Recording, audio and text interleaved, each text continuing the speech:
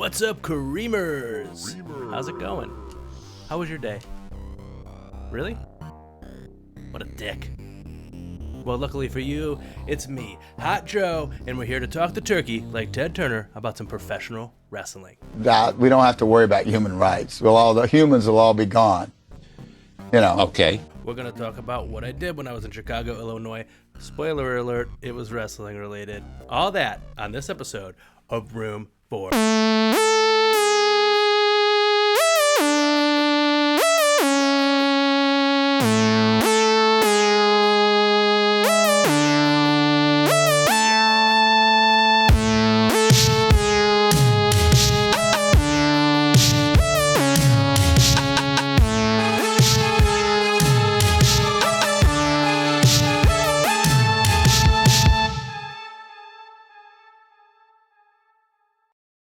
It's lunchtime, and boy, am I hungry.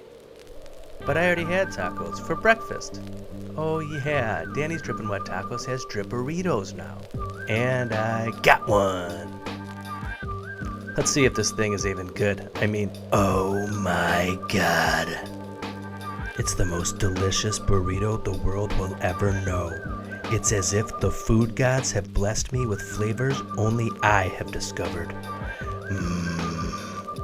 At Danny's Drippin' Wet Tacos, if it ain't wet, we ain't satisfied. So, Creamers, welcome back to Room for Cream. I'm sure you've thought to yourself, well, Hot Joe, it's been like 2 months or some shit. Yeah, I know, I've noticed that as well. I've been working on my new set, as you can see, it's still in development. It's been my excuse for not making videos when really I've just been exhausted and I haven't really been excited about wrestling. A lot of not great stuff has happened. There was the Punk interview. There was the stuff AEW did to sort of, strike back, I guess you could say. And none of it was particularly thrilling for me. And also, I mean, it was WrestleMania time, so the wrestling world was focused on WWE. And as you may know, I have a hard time connecting with WWE. I didn't watch the entire WrestleMania, but I watched the main event. I watched the tag title match in the ladder match because I wanted to see Gargano. And I watched the women's title match of night one, Becky Lynch versus Rhea Ripley. And I watched the tag match, the main event, The Rock and Roman Reigns versus Cody and Seth Rollins. And then the next night I watched just the Cody match, the Cody versus Roman match. I should probably tell you my current match count for 2024 is 236 matches. I watched the Cody match versus Roman, and the wrestling world went cuckoo bananas for it. My homeboy Greg Iron as well. He was so excited about it that he wanted to start doing his podcast again, which he stopped doing in favor of making videos. But as he told me, he just was so excited about pro wrestling that he wanted to talk about pro wrestling. And I can't fault him for that. You know what I mean?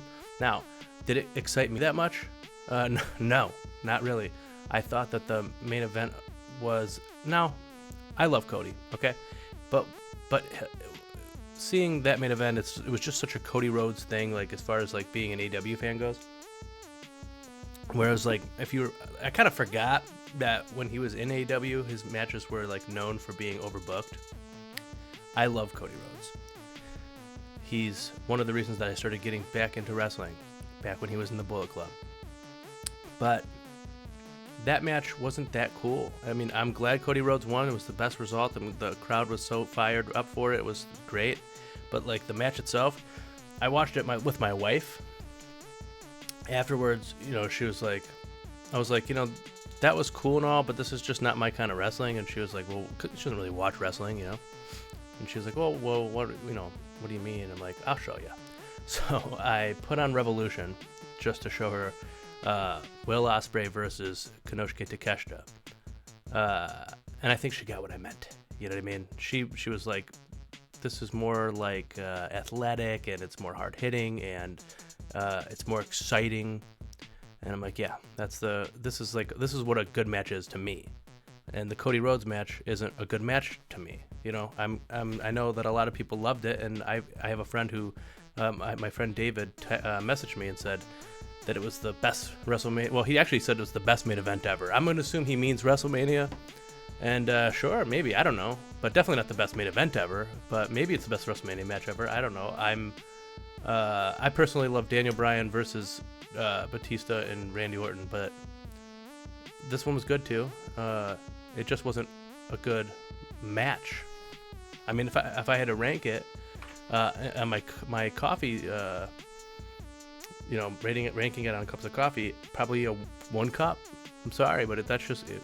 I have a different view of what I like in a wrestling match. That's all. It's subjective. It's not. There's not really like a, right or a wrong answer. But to me, it wasn't great. I didn't think it was that great. Now, since then, the WWE's changed all their, they changed the WWE Tag Team titles on SmackDown and the World Tag Team titles on Raw, and I love that. I think they look so much better than they did before, especially the WWE Tag Team belts. But I feel like the ones on Raw, the World Tag titles are really, really good too. And just because they're like perfectly round, everybody's kind of like, they're not that great. No, they're pretty good. I love that they're so different from one another. It reminds me of the Ruthless Aggression era Tag Team titles on Raw and SmackDown, just because they were so very different. And I'm hoping Cody's gonna get a new design for his belt too, the WWE Championship. But that's not what this video is about, baby. Let me clue you in on something, okay, creamers? Me, Hot Joe. I live in Cleveland, Ohio. Born and raised. I went to Chicago, Illinois last weekend for Windy City Riot, the New Japan Pro Wrestling show, and it's probably, I would say, the best wrestling show I've ever been to in my entire life. I go to shows here in Cleveland sometimes, and most of the time, I'm always like, oh my God, I hate Cleveland. I don't hate the city. I hate the fans, the wrestling fans here sometimes, man. They're not that alive most of the time, The first Dynamite was pretty good in Cleveland. The crowd was pretty good for that one. The Dynamite where Moxley beat CM Punk in that squash match was one of my favorite wrestling crowd experiences I've ever had. It was my number one, but now it's just one of them because of this New Japan show. But both of them are really great. So let's get into this show, man. Now, I went with my wife. She's not like a big wrestling fan. We were sitting in the crowd before the show, and she was like looking around at everything and like the people there and stuff. And she has this running joke throughout the years that I'm a hipster. If anything, because I like niche things, and I hate things that people like that a lot of people like, which I don't think is exactly true, but I can see what she means. And I'm probably, certainly in the context of professional wrestling, you can call me a hipster. That's fine. I definitely wouldn't argue with you on that one. But yeah, she's never been to a non-WWE show before. We've only been to one wrestling show before other than this, which was a SmackDown when we first started dating, which was like 8 years ago. And funny enough, I believe Dean Ambrose was the WWE champion. If not, he was challenging AJ Styles for it, and they were feuding over it. I don't know. I wasn't really watching wrestling at the time. So this show was her first non-WWE show. So I didn't just gauge my excitement and enjoyment of it. I also was paying attention to the stuff that she enjoyed and kind of peeking over and seeing, is she smiling? Is she laughing? Does she look bored? And she really seemed to enjoy the show. The first match was Ren Narita versus Minoru Suzuki. I've never seen Minoru Suzuki live before. I've obviously never seen Ren Narita live before either, but Minoru Suzuki is a legend, and it was cool to see him in person. He's great. There was a point where the crowd was chanting "Murder Grandpa," and so then I had to lean over and explain to my wife why people were saying that. But she liked the match. She thought it was cool. She thought Suzuki was crazy, and And it was an alright match. I really thought Minoru Suzuki was going to win, but he did not. Ren Narita won, and I thought that was weird, but later in the night it becomes apparent why that happened. I give this first match 2 cups of coffee. Yeah, that's the stuff, baby. Second match was for the New Japan Strong Women's Championship. It was Stephanie Vaquer versus Azumi. The match was really good. The crowd was hot for it. My wife, she doesn't really, she doesn't watch wrestling a lot, and so like when she did watch wrestling more frequently was like maybe like probably, I don't know, maybe 2010, before we were dating and stuff, obviously. And so like she remembers a time where women's wrestling wasn't really that good, and so this match was really surprising to her. She did watch Ring of Honor, Super Card of Honor with me, and the women's television title match, she got worked, and but she enjoyed that one too. So it's cool to see her enjoy these women's matches because she's never really seen good women's wrestling. But yeah, this match was sick. It was really back and forth. I thought we were going to get a new women's champion, but we did not. And I've never really watched Stephanie Vaquer before, but I recently got a subscription to CMLL on YouTube, so I watched the BCC match versus some of the luchadors there, and the Bryan Danielson match versus Blue Panther. And I know that she's also the CMLL Women's Champion, I believe. So I'm definitely going to be checking out more of her. She's really good. I wasn't sure how to pronounce her name, to be honest with you, so I was looking it up to make sure I wasn't rude. And then I ended up finding a video of her and Thunder Rosa eating tacos, and I was like, oh, shit, that's neat. And that's how I found out how to pronounce her name. But it was a good match, and I'm definitely looking forward to seeing more of both women. I know Azumi wrestled on maybe Rampage or Collision last week. Like, yeah, I think it was Collision, so it was the next day. I don't know, maybe not. I don't know, but I do know she wrestles for AEW sometimes. But it was a good match, and I'm looking forward to seeing some more of Stephanie Vaquer. I give that match 3 cups of coffee. Next up, we had the New Japan Strong Tag Team title match, where Guerrillas of Destiny, El Phantasmo and Hikuleo, defended the titles against 3 other teams. They were defending against Filthy Tom Lawler and Fred Rosser, the West Coast Wrecking Crew, and TMDK. I was excited to see Hikuleo and El Phantasmo live. I was also excited to see TMDK. I've seen Filthy Tom Lawler wrestle several times in my local indie, and he's always great. I wasn't super familiar with the West Coast Wrecking Crew, but I was impressed. But in the end, TMDK took the titles. Now, this is one of the ones where I was looking over my wife. A lot of the tag team stuff. At one point, she was like, "Geez," there was just a lot of awesome tag team action, super good double team moves, and a lot of hard hitting action. So I went into this thinking that El Phantasmo and Hikuleo would retain, but they did not. TMDK won the tag team championships. And then after the match, the West Coast Wrecking Crew blokes fucking beat up Filthy Tom Lawler, and they cut some of his hair, and then they ate it. And then they cut some more of his hair, and they put it in Fred Rosser's mouth and made him eat it. It was one of the grossest things on the show, and there was maybe 2 or 3 other gross things that happened. No, it had to be the grossest, yeah, because I mean, I've seen blood and I've seen people spit in people's faces, but I've never seen people eat other people's hair, and I hope I never see it again. I give this match 3 cups of coffee. Now it's the match you've been waiting on. You've been waiting for it. You know you have. Yeah, you have. Stop it. Yeah, you have.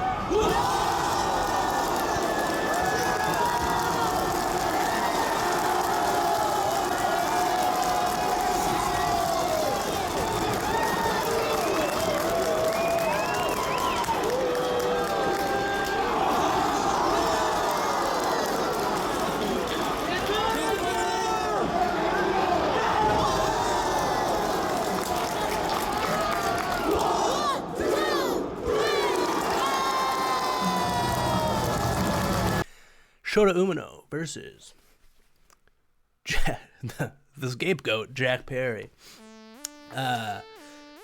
So when I first decided I'm going to their show, I had not known that Jack Perry was going to be on the card yet, obviously. And once he was, I was like, holy shit, Jack Perry is going to be in Chicago. This is going to be probably the craziest crowd I've ever been a part of. And then AEW, not posted, but I guess, showed the actual security footage of the backstage brawl between, the backstage fight between Jack Perry and CM Punk. And I was like, that's 2 days before this New Japan show. That's 2 days before the show, Windy City Riot. So, we've seen the Punk fight, and then literally 48 hours later, we're in Chicago, CM Punk's hometown, the town that loves the guy, to see the guy who he just choked and shoved, and it was either just as awesome as I thought it would be, or it was even more awesome than I thought it would be. So throughout the night before the show started and stuff, they would they would show like match graphics on the screen and stuff, and every single time they showed Jack Perry, the crowd would erupt in boos, and I was like, oh man, this is gonna be nuts. Now it's funny because at one point, this is before the show even started, but some guy yelled, "Cry me a river," and my wife was like, why did that guy say that? And I was like, well, okay. So I had to explain it to her. And just in case you don't know, I'll explain it to you. So the whole story is that Punk, was told, hey, Jack Perry, whatever they say, Jack Perry, who knows what they said, is yelling and he's mad and he's upset because he wants to use glass in this match. He wants to break the window in his rental car, da-da-da-da-da. Then CM Punk went over there, told him he can't do it, basically. He said, okay. And then CM Punk's camp went to the wrestling journalists and the dirt sheets or whatever and told them about the story, which I guess made Jack Perry mad because, he was like, we solved this. Why'd you have to go to, well, I don't know. He didn't say this to him, but, he was angry because they solved it, and Punk and his camp or whatever went to the news outlets or the dirt sheets or whatever. So then in his match at All In, he used real glass on a car. I believe he DDT'd Hook into the windshield, and then he looked into the camera and he said, real glass, cry me a river.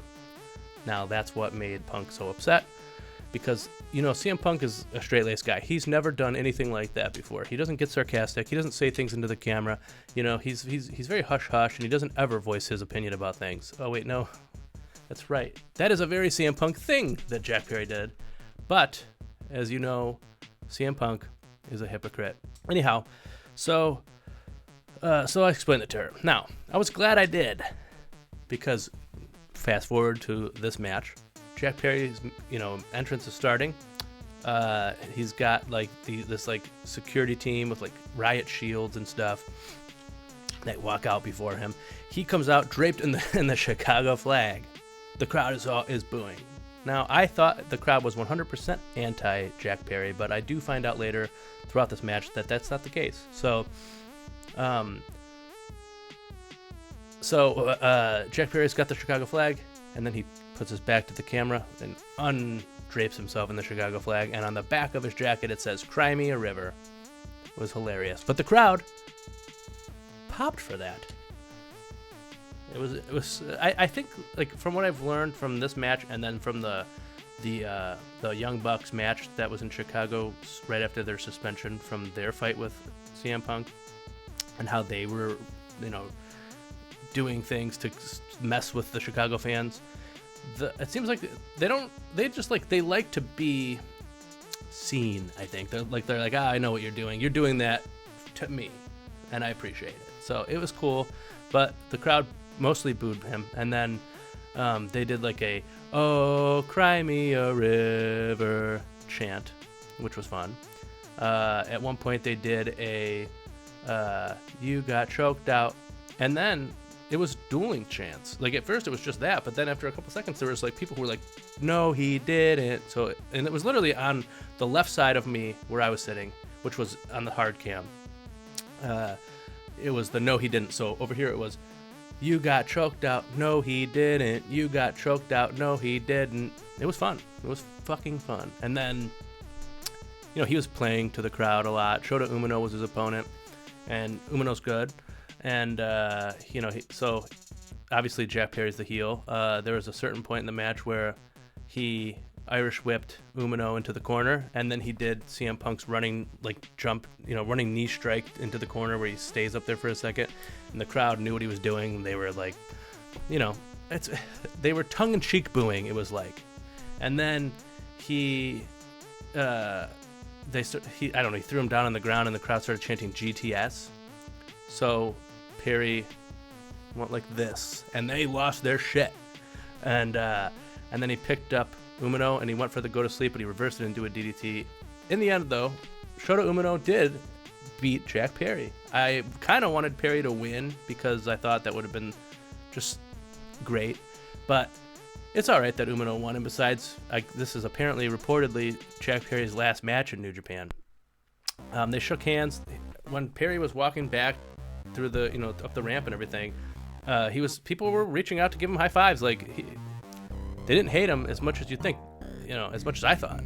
But it was still the best, like, most fun crowd I've ever been a part of in any reason I've ever been in a crowd, but specifically for professional wrestling. And I give that match 4 cups of coffee.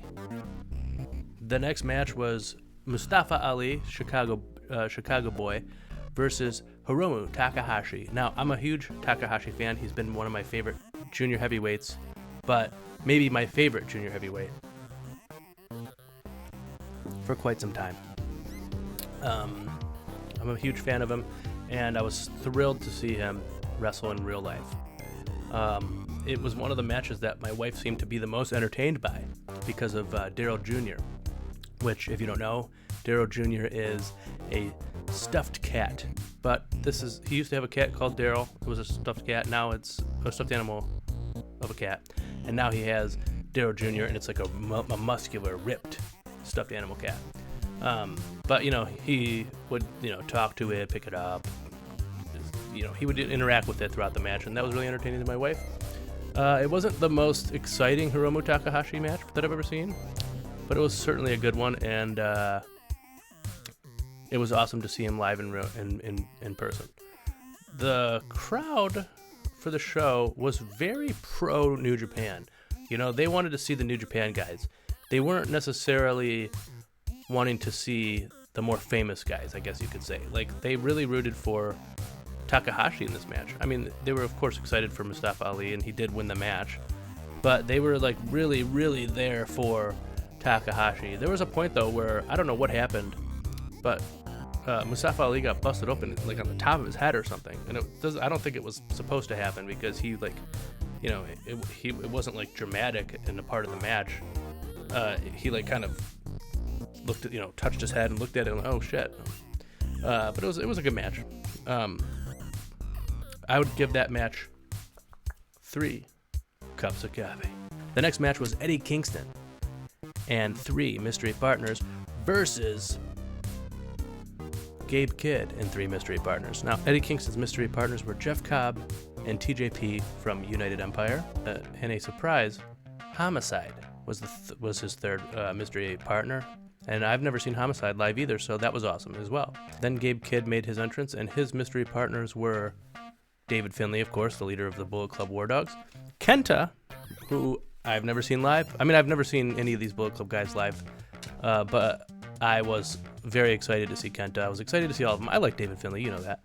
But I was even more excited to see Kenta. And then the last partner was Clark Connors. This match was under Riot rules, which basically was just like a hardcore match with, you know, 6-man tag or a 8-man tag. And it was chaotic. It was all over the arena.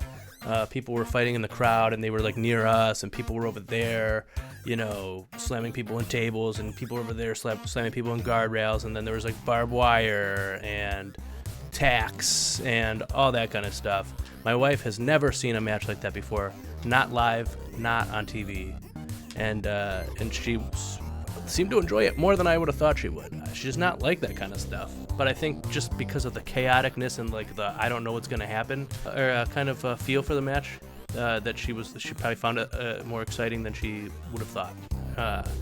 The Bullet Club War Dogs won the match. Afterwards, Eddie Kingston challenged Gabe Kidd one-on-one at Resurgence, May 11th. So in Ontario, California, we will get Gabe Kidd one-on-one against Eddie Kingston, probably for the New Japan Strong title at Resurgence. And I do believe Gabe Kidd will probably end up taking the belt. We'll see. I give that match 3 cups of coffee. Next was the actual best match on the show. Zack Sabre Jr. versus Matt Riddle for the New Japan Strong TV title. Now, Zack Sabre Jr. held the title for like over a year, or just under a year or something. And then he lost it to Hiroshi Tanahashi. And then Hiroshi Tanahashi lost it to Matt Riddle. And so now Matt Riddle is defending the title against Zack Sabre Jr. Zack Sabre Jr. is one of the people I was really excited to see. It's another thing of the crowd was definitely behind him. I don't know if it's because Matt Riddle is a good wrestler. There's no doubt about that, but he's not that likable, He's a little problematic, I guess. I don't know, but the match was definitely the best match of the show. Now, it was also the fastest because the New Japan Strong TV title has a 15-minute time limit every title match. So this match was not long, but it was very good. Technical wrestling, and I didn't think my wife was going to enjoy this one because I think you have to be a wrestling fan to enjoy a wrestling match like this. But she did. I think it's because Zack Sabre Jr. is so charismatic with his chain wrestling. I think I heard Meltzer one time talking about how Zack Sabre Jr. has this mentality that when you are if you hold a move for 3 seconds and they don't tap out, you have to switch to another move. And so that's what he does. He'll have you in the headlock, and then he'll all of a sudden have you in an ankle lock, and then he'll all of a sudden have you in the sharpshooter, and then he'll all of a sudden have you in a crossface.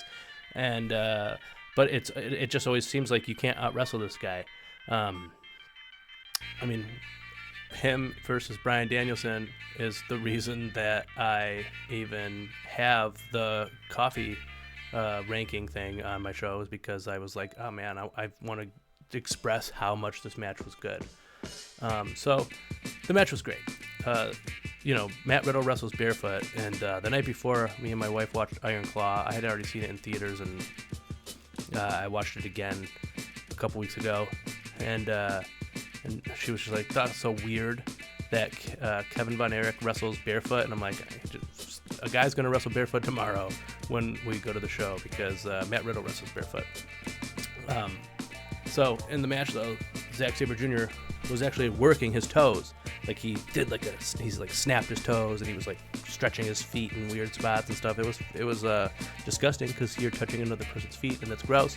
But it was also entertaining and fun to see someone do that. And again, I didn't expect Zack Sabre Jr. to win, but he did, and it was awesome, and the crowd loved it. And all the TMDK guys won gold tonight, so now TMDK draped in gold, baby. I give this match 4 1/4 cup of coffees. Cups of coffee. Cup of coffee. The next match was my least favorite match on the show. It was Tomohiro Ishii versus Nick Nemeth for the Global Championship. I love Tomohiro Ishii, so I was excited to see him live. I've obviously seen Nick Nemeth live before on WWE shows over the years of my life. He's been in their WWE for quite some time now. My wife goes to the same college that he went to, Does that matter? Probably not. New Japan has a style, and he doesn't really have that style. He's a good wrestler, but he's not like a New Japan type of wrestler. So the match was all right. There were some highlights for sure. There was a part where Nick Nemeth went for a famouser, and I don't know what Ishii thought that he was going to do, but he dived headfirst into the ground. And so it was definitely the most devastating famouser I've ever seen. Nick Nemeth headbutted Ishii several times, I believe, like full-on headbutt. And I think it probably cracked Nick Nemeth's skull in the same way that Hugh Jackman fractured his jaw, which I think was not real. But hey, whatever, you know. In the end, Nick Nemeth won. I give this match 2.5 cup of coffee. And we had the main event of the evening, ladies and gentlemen. That was Jon Moxley going for Tetsuya Naito's IWGP Heavyweight title. Now, here's some backstory, okay? My aunt, when I was, 14, so that was like 2004, my aunt was marrying this bloke, and he, at the wedding reception, there was, this guy had a cousin named, well, I don't know what his name was, but he was an independent wrestler, okay? This is a 14-year-old me. I didn't even know what independent wrestling was. I didn't even know there was any other wrestling besides WWE at that point. So he says he's an independent wrestler. So he says his name is Tack, and I can find his matches if I look up Heartland Wrestling Association. Now this is, so I go home, the next day probably, I go on the computer, I type in Heartland Wrestling Association in Google, and I find the website to the promotion. So I click on it, and I see they have full episodes of their show. So I say, well, that's nuts. I click the most recent episode, hoping that Tack will be on there. The very first thing I see of independent wrestling is Jon Moxley walking to the ring to do a promo. And I remember he used some strong language that I had never really seen on wrestling before, and I was like, whoa, you could say that? And so I've been following his career literally ever since. So I love Jon Moxley. I'm a huge fan of Jon Moxley. He's from Ohio. I'm from Ohio. I take pride in him as a wrestler, as if he's a hometown guy. And I'm not even a sports fan. You know what I mean? Literally, I'm not a sports fan at all. And I don't get the appeal of it. But I do have I feel a bond to Jon Moxley, and I feel a pride of Jon Moxley. So I believe, I've, when he was Dean Ambrose as WWE champion, I was a fan. I went to a show, a SmackDown show, like I said earlier. I was there when he beat CM Punk for the title in that squash match on Dynamite. And I was watching New Japan Battle in the Valley in January, and Jon Moxley got on the microphone after his match, and he said, there's only one guy I want to face. And as soon as he said that out loud, I said, say Naito. And he went, Naito! And I was like, huh. And he challenged Tetsuya Naito. And I immediately was like, I'm going to that show. It's in Chicago. I'm going. It's not that far. I'm going. And obviously I went. But I went to be there for Jon Moxley, because I wanted that son of a bitch to take the IWGP World Heavyweight Championship home. And I did not believe that he was going to win, though. Well, even though I wanted to be there for the match, I mean, it's Jon Moxley versus Tetsuya Naito. I'm also a ginormous Tetsuya Naito fan. Ever since he was the IWGP Intercontinental Champion in that reign, and he would drag the belt, and the whole Los Ingobernables de Japón stuff. Love it.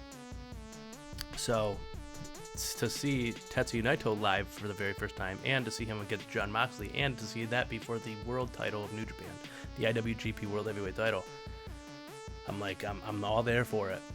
And Moxley comes out and the crowd is going electric. He's going crazy. I'm like, man, he kind of seems like he's excited, like he's gonna win the match. But I mean, I don't think that's something you can really tell, so I ignored that. Naito comes out. That's amazing because he's cool entrance music too. Jon Moxley's New Japan music is so good. By the way, we all if you haven't heard it, let's look it up. It's badass. I know he comes out to Wild Thing in AEW and that's fun, but his music in New Japan is like badass. So he makes his entrance. Tetsuya Naito makes his entrance, and the crowd was really 50-50 because we're excited to see Tetsuya Naito, and also we love Jon Moxley. And again, I didn't really think Moxley was going to win. Now, Moxley spat in Tetsuya Naito's face, which grossed my wife out. And before the show, she was like, "There's not going to be blood and stuff, is there?" And I was like, "No." In my head, I was like, "Well, Jon Moxley's wrestling, so but maybe he won't bleed. Hey, you know what? Maybe he won't bleed." Lie detector determined that was a lie because Jon Moxley did in fact bleed. That's just what Jon Moxley do. So Moxley did get busted open and he was bleeding pretty badly. It was weird because it looked like it was going in this direction. Like it looked like someone shot him or something, or someone, I don't know. It looked like blood like splattered on his face. But I don't know. They have like throughout the match the ring announcer going, 20 minutes, 10 minutes left or whatever. 20 minutes in, 10 minutes remain for the time limits and stuff. Literally like right when they said 20 minutes or whatever, Jon Moxley fucking hit his finisher and then got the pin 1, 2, 3. Now when he won, I stood up and like I was so in awe. I everybody was. Like we all popped. I popped my hot tots off, bro. But it was It was probably my favorite moment of any of the times I've ever gone to a wrestling show before. Everybody was excited. Jon Moxley was excited. I can't believe that he won the IWGP Heavyweight Championship on his very first attempt at it. Like that's crazy. Kenny Omega didn't even do that. And he's the greatest of all time. But so that was an amazing moment, and I've never been in awe like that before over a wrestling match that I was witnessing live before. I stood up and I was like frozen in time in this memory. Like I know it's cheesy and I don't care. I love that moment, and it's gonna be something I cherish for the rest of my life. My best friend is sitting next to me, and I watched one of my favorite wrestlers of all time, Jon Moxley, my guy, beat my other guy, Tetsuya Naito, but Jon Moxley's really my guy, Hopping on the subway after the match, the L train, go back to our hotel. All these other wrestling fans sitting in there talking about it, excited about it. It was sick, man. It was one of my favorite moments of my entire life, not just with wrestling fandom, but in general. It was awesome. So I give that match 5 cups of coffee. This was my favorite. This is my favorite wrestling show I've ever seen. Jon Moxley, came out on AEW Dynamite this past week with the title. Challenge Will Hobbs for next week, but he did this amazing promo as only Jon Moxley can do. His promo where he returned from rehab, after he, was having problems with alcohol and stuff. That's one of my favorite promos of all time. I watch it all the time. It's like so inspiring. Nobody, no matter who you are, should be afraid to stand up in front of the whole world and bear it all. Everything that makes you the person that you are, scars and all, and say, hey, this is me.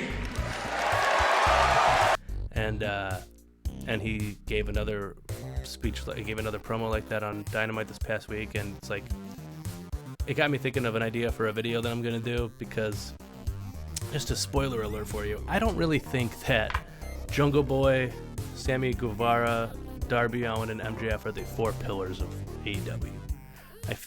I feel like there are different guys that are the pillars of AEW, and I'm gonna make a video about that.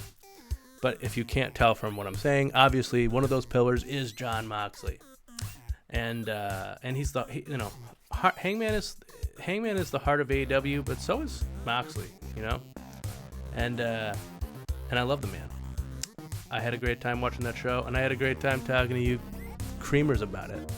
I love you, and I miss you, and I'll see you on the flippity flop.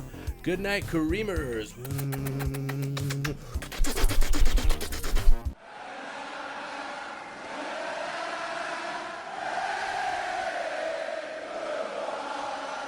You smell like the inside of my mom's purse.